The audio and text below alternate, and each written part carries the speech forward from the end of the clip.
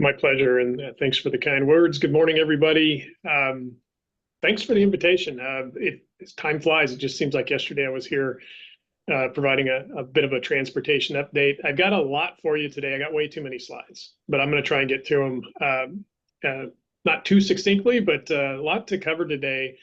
Um, so let me dive in. I sometimes take for granted that everyone knows the scope and reach of the programs we manage here in Olympic Region. So I wanted to just take a minute and share who we are and what we manage. And what you're looking at on this screen is just a graphic of the region showing some of the various aspects of the region. But all those little triangles on there represent facilities. The orange ones are our maintenance sheds. The red are our maintenance headquarters. Blue is our outlying engineering offices, and the star down there towards Lacey is our Olympic Region headquarters. All those folks, we have about 720 employees across the region. All of them are strategically placed across the region to manage a lot of stuff. And this slide kind of gets at the stuff and all the partners we have. Many of you that are in this meeting today, I mean, 48 cities, we have a couple of military bases. We work with almost half of the state's federally recognized tribes. We've got many of you transit agencies. We have ferry terminals that we interact with. But most importantly, on the right-hand side there, we have 1.8 million customers who want and need a safe, sound, and reliable transportation system. And that's kind of our view of what we exist for. We exist to deliver products and services. And we do that pretty well. I mentioned assets. Some of the assets are listed there. We've got a lot of lane miles, a lot of bridges. What's not listed there, if you're interested in trivia, we've got over 6,000 luminaires, over 170 traffic cameras, 21 weather stations, 3,500 runs of guardrail, and over 4,700 culverts that we're tasked with caring and feeding for. And I will say that many of those assets, as you've probably heard in the news and from our talking points, if you will, from the department, many of those assets are aging and in need of replacement, which raises the topic of budget, which I'm going to touch on here in a few minutes. Quick look at our org chart. This is kind of a roll up of the leadership in Olympic Region, and we're divided into basically three functional areas. Joanne Schuler leads our pre-construction activities, everything from planning and design to environmental to hydraulics. Mary Lou Shannon is our construction engineer. She, of course, as the title indicates, she manages all the construction in the region and our materials lab. And then Troy Cowan takes care of the system after we design it and we build it. He's tasked with maintaining and operating the system. So our traffic management center is something that he oversees as well. And then we have, of course, lots of administrative functions over here on the right. I bring this up just to say that all these folks have open door policies, and this is the group of folks that are making policy and fiscal decisions here in the regions for their areas of responsibilities. And if you need to reach out to somebody other than me, this is a great place to start. All right, budget. So budget is a big topic right now. I would start by saying that the budget process here at DOT never stops. Once we get a new budget, we get a few weeks off and then we start building the next one. So budget is in full swing right now. I believe today is policy cutoff for the legislature in general, but also for the transportation budget. Fiscal cutoff is next week. So I think if we were having this meeting in a couple of weeks from now, I might have some insight into what our transportation budget looks like. But what I will say is that the legislature has a very tall task ahead of them for the transportation budget. The governor's budget came out in December, Governor Inslee's budget. Governor Ferguson has not provided a companion budget, has provided priorities. And the governor has to submit a balanced budget, which Governor Inslee did. However, the project list that goes with that budget is about $1 billion more than what we are appropriated to spend. So there's that gap between revenues, which revenues are trending downwards, and what the project list says. So what that means for the legislature, from my viewpoint, is one of three things have to happen. Either they raise revenue to pay for that project list, draw out or defer spending on that project list so that the cash flow can catch up, or some combination of those two things. And we're all waiting very patiently as the legislature does their work to figure out what our budget's going to look like. Until we see that, we're in a bit of unknown territory, which we always are, but this is a little unique in that that $1 billion gap in the transportation budget is that's not common. So we're certainly working closely with the legislature on what that looks like. And I don't usually show, I don't think I've shown this in the past, but I thought given the budget discussions, I thought I would like to contrast. This is showing our 21-23 budget in contrast with our current law budget, which is the 23-25 budget. And as you can see, our budget, our capital budget nearly doubled from prior biennium to this biennium. On paper, if nothing were to change, our budget for 25-27 would be just shy of about 900 million. I don't expect that to happen. I think something has to be reduced in order to, unless the legislature surprises us and raises revenue. So we're going to see some of these categories of spending go down in 25-27, but I just don't know what that looks like. But I thought I would share this. It also shows our maintenance program budget and our capital facilities budget here. All right.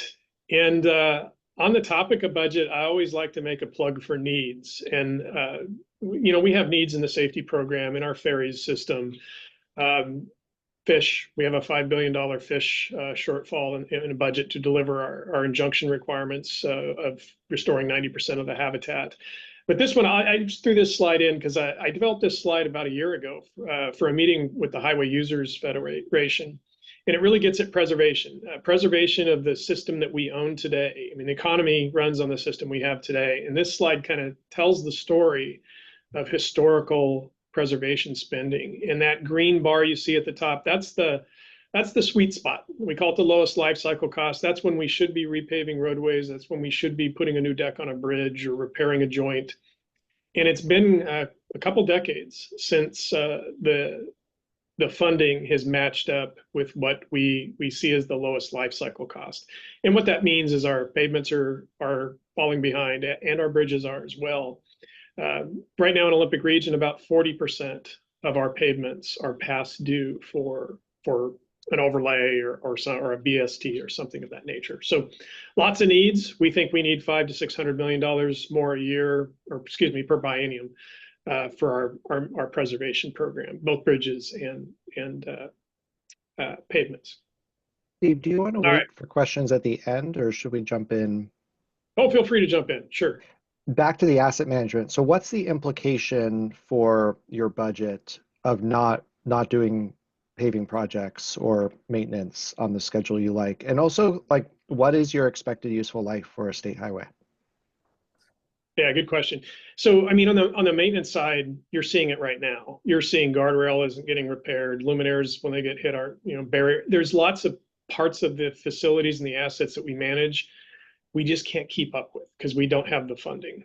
But you take your typical pavement. If you don't catch it during that, you know, the lowest life cycle up in this green zone, if you will, we'll eventually get to it with the funding that we have, but we're deferring. It's a deferred maintenance liability. And the challenge comes is if you don't catch it at that sweet spot, it costs more we'll do more dig outs. We'll have to do more pavement repair, instead of just going out and doing an overlay. So if it gets into poor condition, it can cost 5 times as much to bring it back to state of good repair versus if we do the overlays on schedule, for example. When it comes to pavements, bridges, it's similar. I mean, you've probably driven over some bridges or rode over some bridges that have lots of potholes in the deck. Those don't get better with time, and it just escalates the cost to repair them later on. So, and as far as the average life of a facility, our pavements are perpetual. I mean, they'll last forever as long as we maintain them and preserve them. Bridges generally 75 years is what we plan for a bridge. We have many bridges that are that are over 100 years old. We have others that don't quite make it to 75 years. A lot of it depends on the environment they're in and whether or not we're able to maintain them properly and have the funding to preserve them so that they can last that long. Does that answer your question? Okay. All right. Well, I was going to turn to projects next.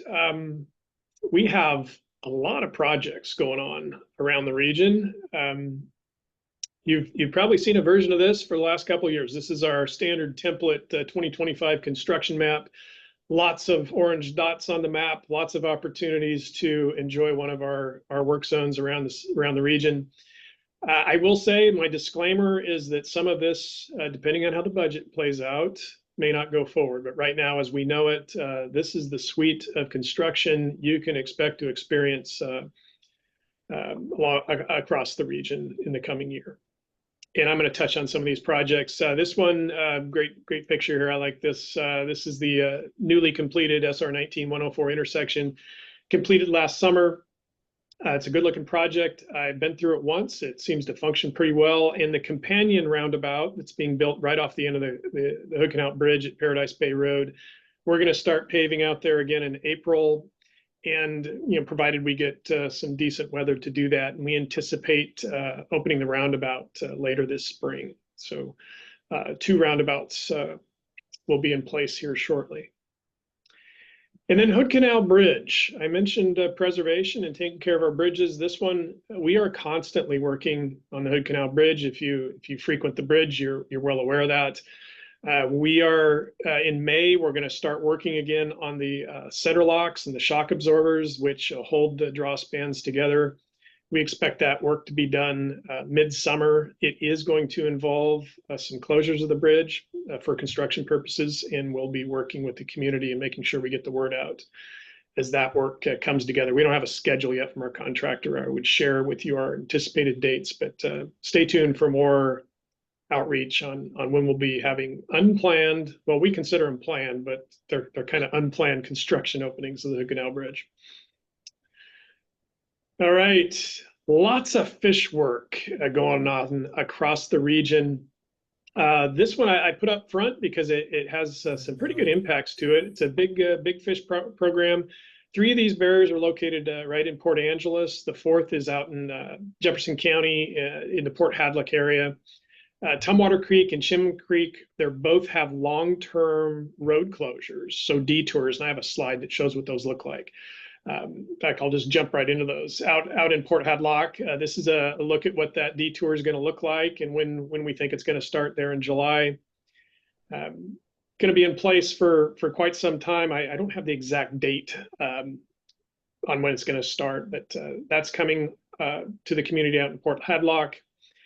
And then Tumwater Creek. This one's going to, I believe, March 3rd is the latest I've heard on when this will go into place. You're probably seeing some activity out there right now.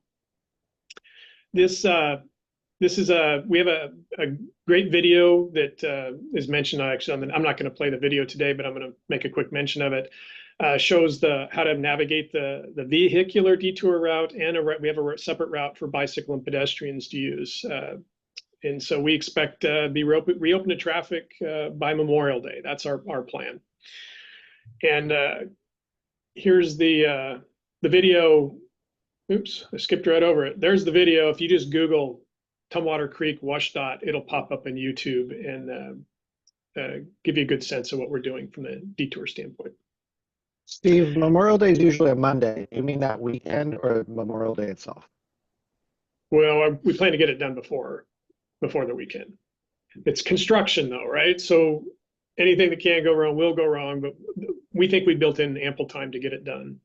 So, and then Lee and Enos Creek, a lot of conversation with the community about this when we've kind of shifted gears on our approach. The good news is we won't have any daytime lane closures for this project. You will see some nighttime closures to get things set up, to move traffic around, that sort of thing. We're going to be maintaining 2 lanes in each direction during construction. However, I do expect congestion through the area just from the distraction of having all the heavy equipment working and replacing these 2 fish barriers.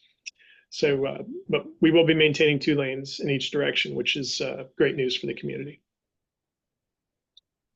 And then moving out to the west end, legislature provided $9.7 million to make preservation improvements out on SR 112, which is in sorely need of preservation funding. It's 9.7 million is just a drop in the bucket of what we really and truly need to get SR 112 where it needs to be.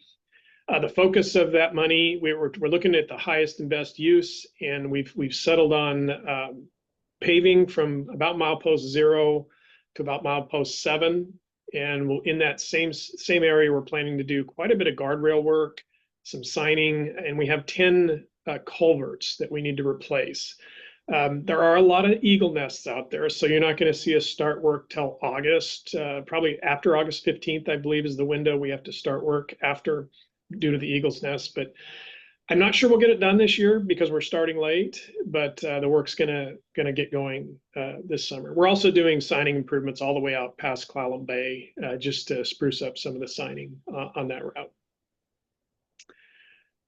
All right, more fish barriers. So last year, I think we had 5 sites along US 101 near Forks. Those were wrapped up in spring of 2024. This site, which I'm blanking on the name of this one, Wisen Creek, it's on the slide. There we go. Perfect.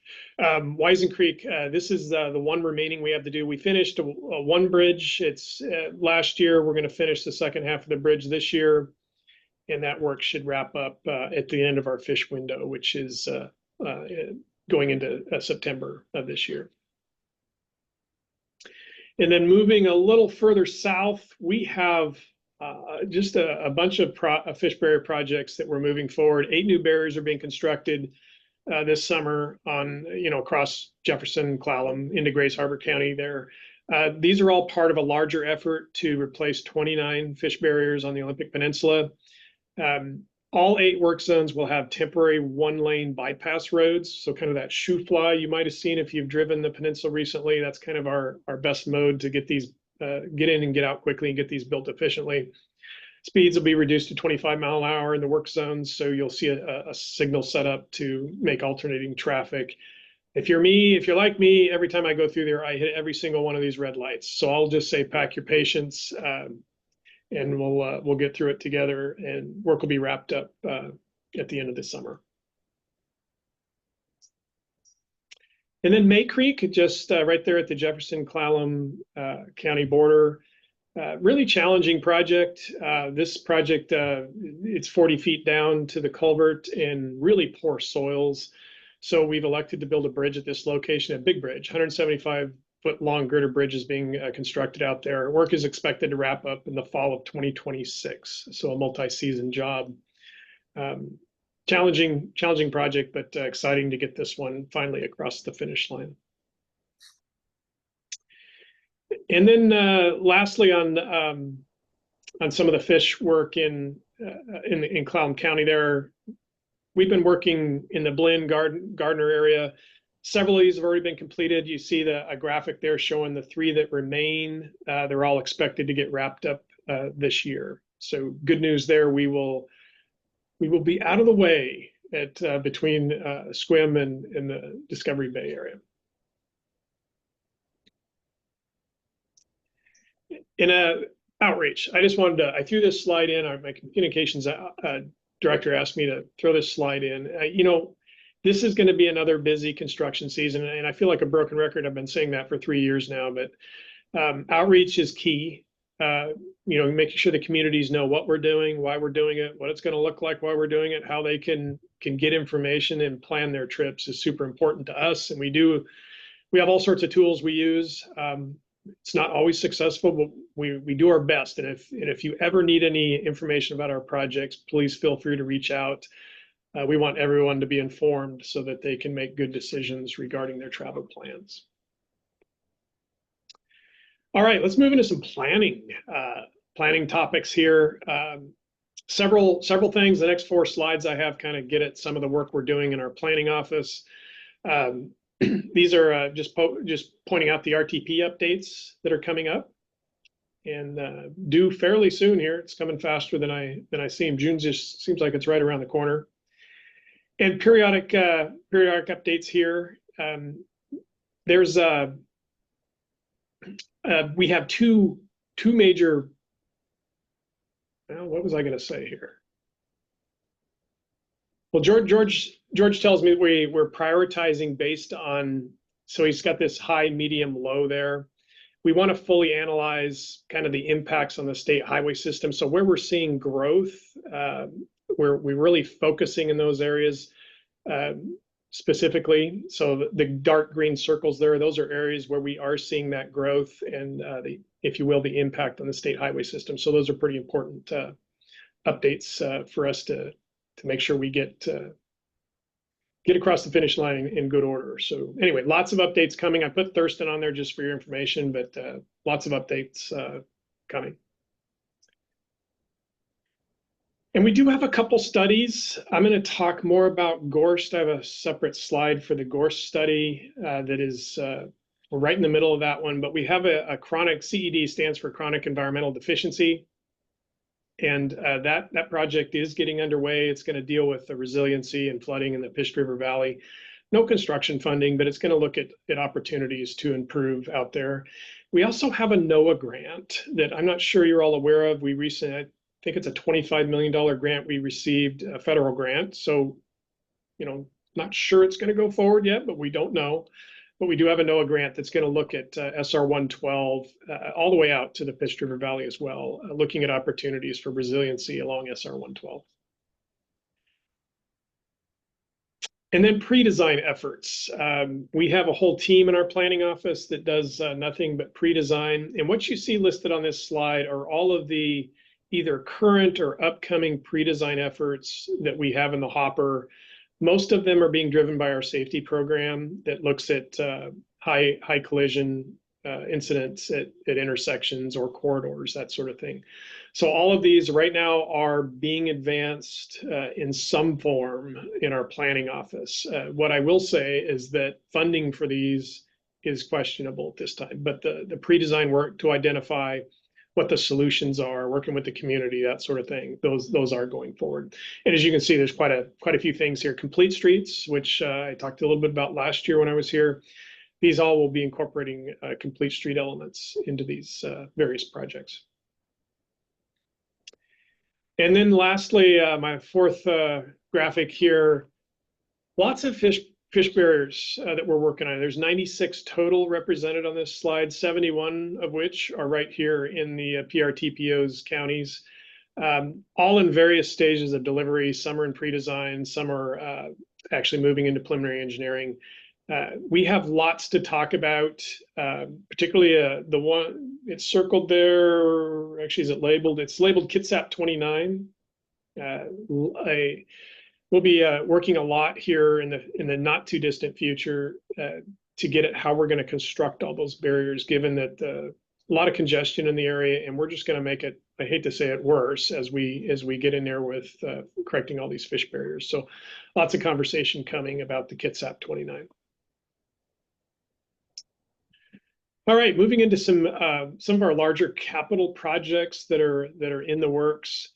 Belfair Corridor, I think we've talked about this on numerous occasions. The environmental assessment is done. This summer, we're moving into an access hearing because this is a limited access highway. There are a couple of breaks contemplated in the environmental assessment at Romance Hill and Log Yard Road. But otherwise, it's a limited access facility, which means we have to do an access hearing before we can move into right-of-way acquisition. So that's going to take place this summer. We will move into right-of-way acquisition. And then that time frame, the time it takes for us to acquire right of way is really going to drive the advertisement date for construction bids, which right now, late 26 is probably optimistic. I think 27 is probably more likely, but we're going to advance it as fast as we can. US 101 Complete Streets. So we have a paving project. I think many of you are probably aware of this project. We went through a pretty heavy community engagement, open house process to identify complete streets improvements in conjunction with this paver. What you're seeing on the screen here are the near-term investments that we want to make, notably roundabouts at Taylor Cutoff and Mill Road. There's another slide I didn't include that has all the long-term things, which at some point to meet the complete streets requirement, we'll need funding to implement. But for now, these are the complete streets investments that we're planning to do in conjunction with the paving. Job is expected to go in 2026. And the Simdars bypass, been on the books for many, many years. We did a pre-design effort several years ago to identify what you see here on this screen, kind of the frontage road concept with closing the accesses at Palo Alto and Happy Valley and making improvements to the making improvements to the interchange in addition to completing all 4 quadrants of the interchange. We are going to need to do another, I'm hoping, brief complete streets analysis for the interchange itself, because when we did that pre-design before, complete streets wasn't a requirement. So we're working with the city of Sequim. We're exploring them helping us get this off the ground and moving forward with that pre-design effort, and perhaps even some of the preliminary engineering. So we're working on an agreement there to move that forward. Job is currently fully funded for all phases. And then lastly, I want to talk about Gorst. We have one of our bigger PELs, which stands for Planning Environmental Linkage. We did one recently in the Nisqually Delta on I-5. This one is very similar to that effort. And a PEL looks at transportation decision-making early in the process. So it identifies all the environmental, community, economic alternatives even. It's in an effort to set us up nicely so that the NEPA review goes smoothly and fairly quickly. And so we've seen that work well at Nisqually. We're applying it here as well. We expect to have this PEL report published in the spring of 2026. And as you can see there, we've got we've got an online open house that's live, runs through March 11th. We're going to have an in-person open house next week. And we are working closely with our technical advisory groups. Some of the alternatives that you'll see if you go to the open house link, elevated roadway through Gorst, a bridge bypass of Gorst and across the bay, kind of midway, replacing SR3 completely with a bridge. We're looking at a land bypass route that would go up over the hill there, Sherman Heights area. And we also have some other lower cost alternatives, like a use of roundabouts. We're calling it the roundabout triangle between 316 and where 3 heads over into Bremerton. So I'd encourage you to take a look at those open house materials and provide any feedback you want to provide. So project is funded to get us through the environmental process. I don't know what the legislature is going to do with that funding this session. We'll wait and see. Construction is not funded. So this effort is going to get us to a place where there's an agreement on what alternative moves forward into design, and then eventually I would assume construction funding. And that's what I prepared this morning. We have a lot going on across the region. I do want to say I greatly appreciate the support and collaboration and help guidance we get from all of your organizations. We can't do it in a vacuum, and we strive not to do that. Really appreciate the support we get moving a rather large program along its way. So be happy to have any discussion. Thank you so much, Steve. Feel free to come off mute. We have plenty of time for discussion, questions.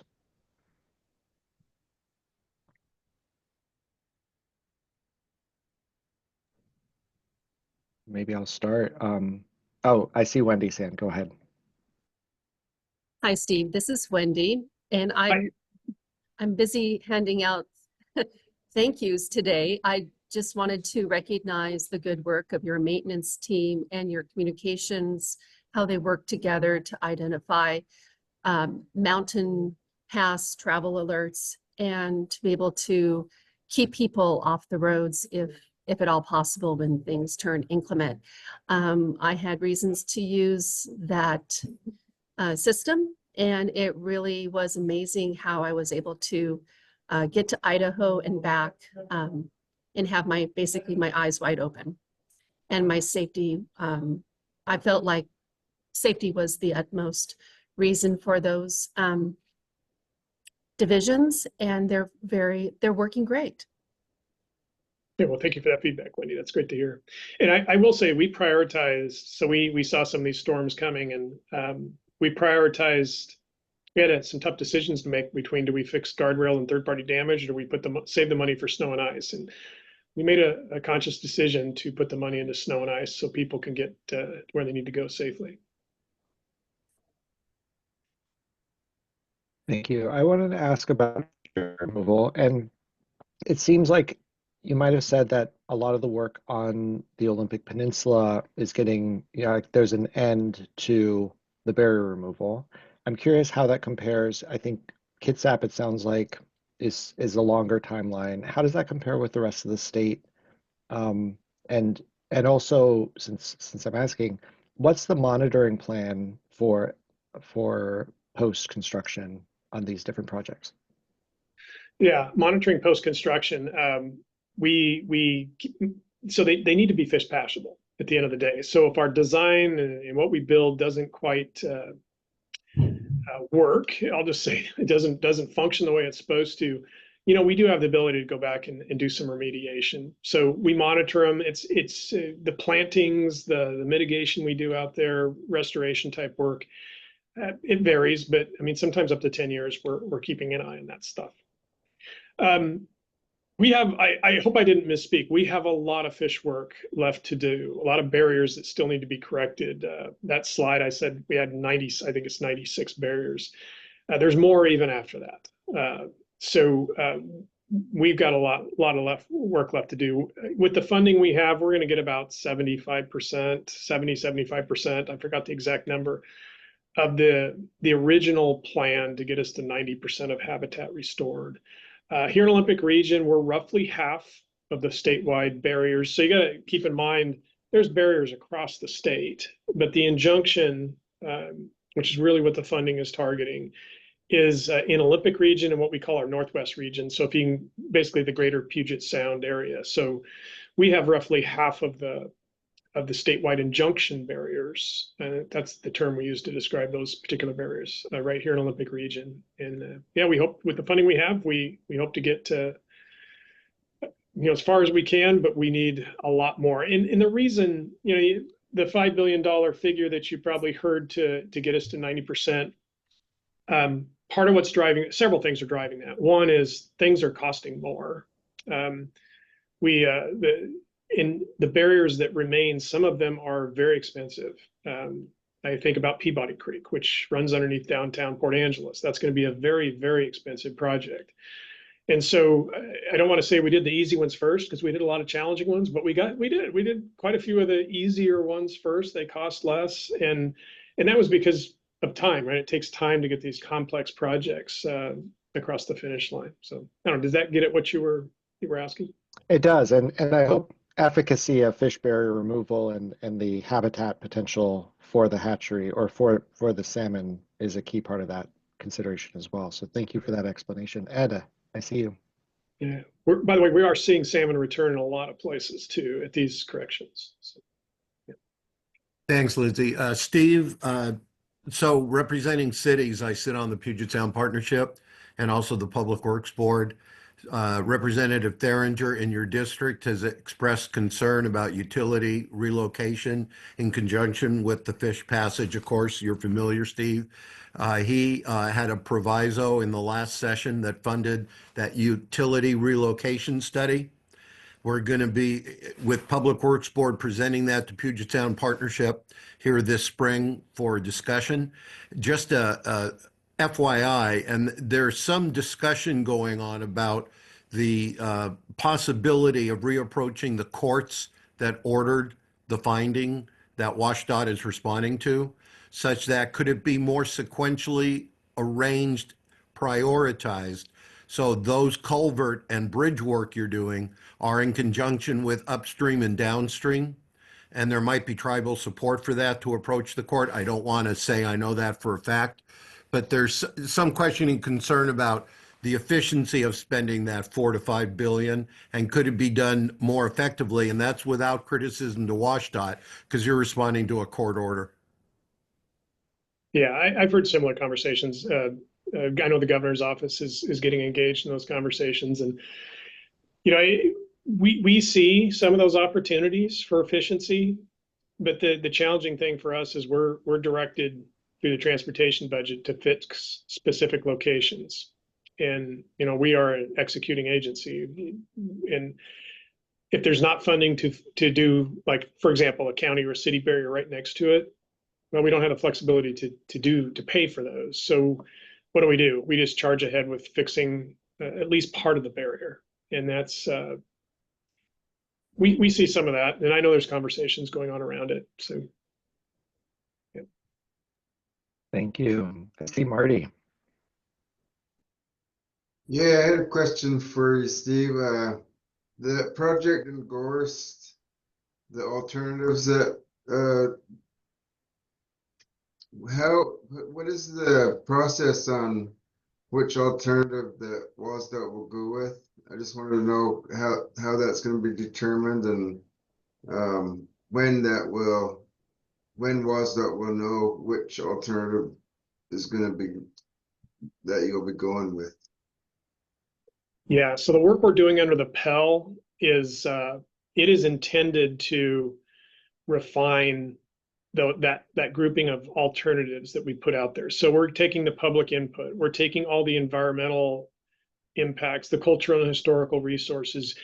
It all kind of gets brought together in a great big funnel, and we start then ranking or scoring or deciding which alternatives meet the needs of, I'll just say, the broader community. So it's best way I can describe it is it's a process that takes into all that information and perspectives and data on what a project does or doesn't do to the natural and built environment. And it's kind of a scoring process or a ranking process. And so the Pell does not always arrive at a preferred alternative. The Pell in this case may very well arrive at two or three preferred alternatives that would then move into the NEPA evaluation process.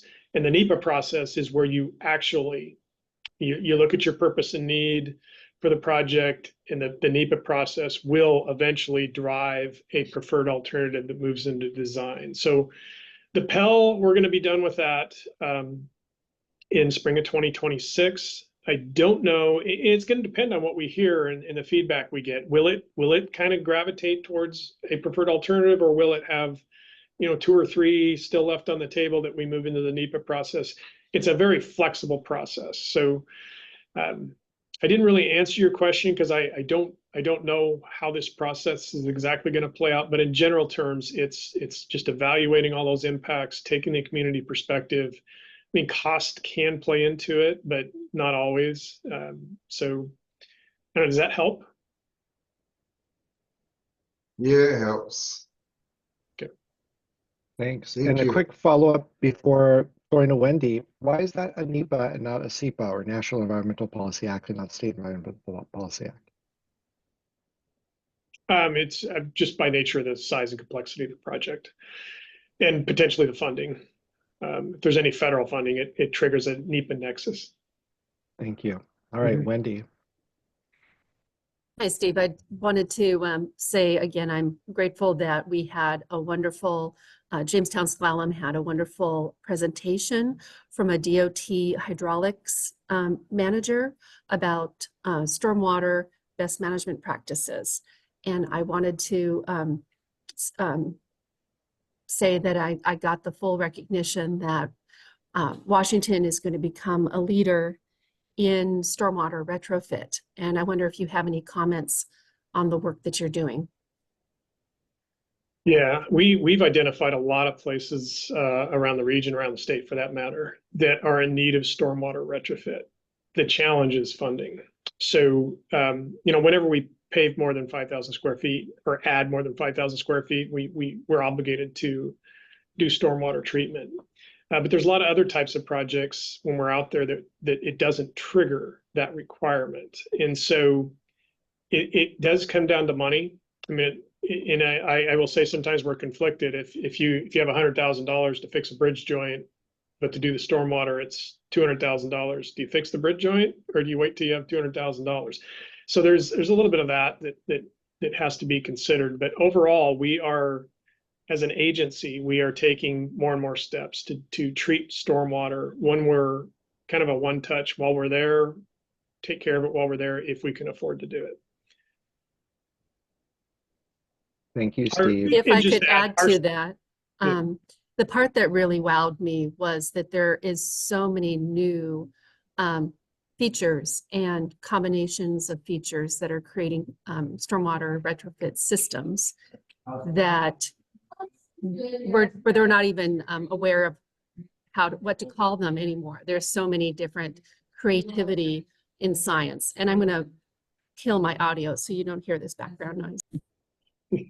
Yeah, there are a lot of new techniques out there. And you know, they're all system additions too. So we add a catch basin, we add a filter here. It's all things that have to be maintained as well. And so that's something from a needs. I talked about needs earlier. It's our maintenance crews that have to go around and by permit requirement, we have to clean those out periodically. We have to clean out the ponds and all that. It's a cost, right? So there's that element of it too that we are tracking closely.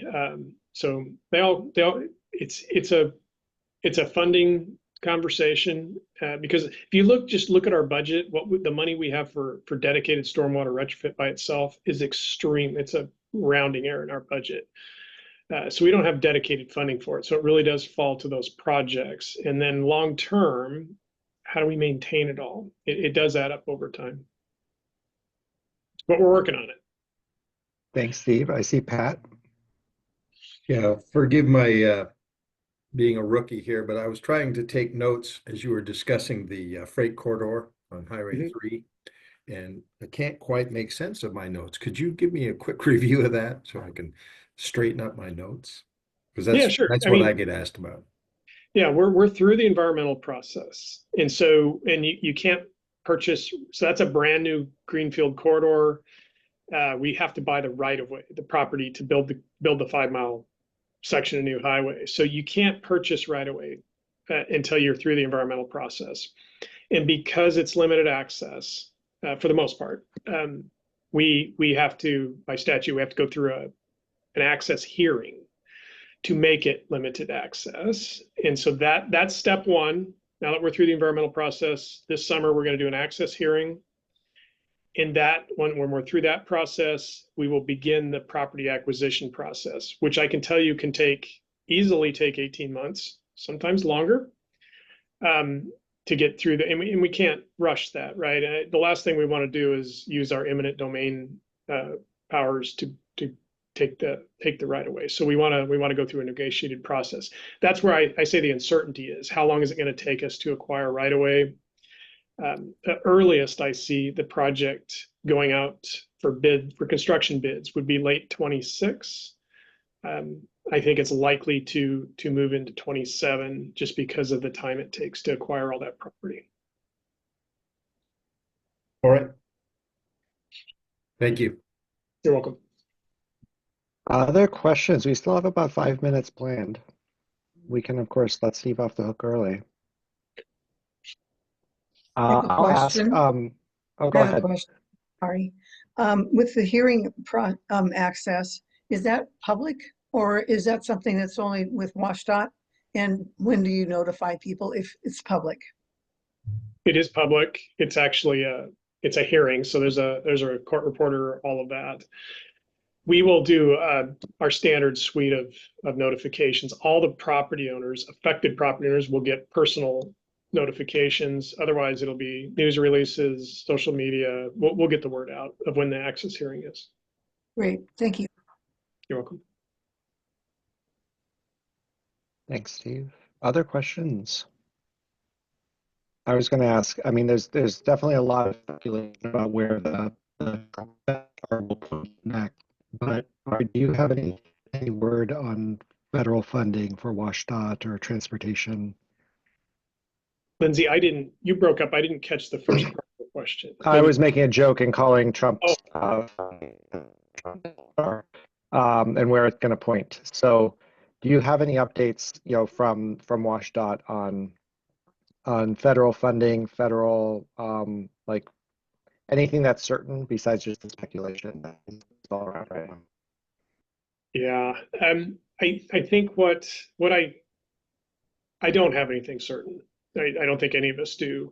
I think what's already obligated sounds like it is going to move forward on the federal level. But newer things, your guess is as good as mine. And I know we're working with our federal partners, FHWA, to kind of get a better understanding of what the approach is going to be at the federal level. We have two big grants here in Olympic Region. We have an INFRA grant for the Hood Canal Bridge of $51 million, and then NOAA grant I mentioned earlier, that's $25 million. Those are two grants that I really have no clue what's going to happen. But in terms of our what we call formula funding, we think that's going to be fine.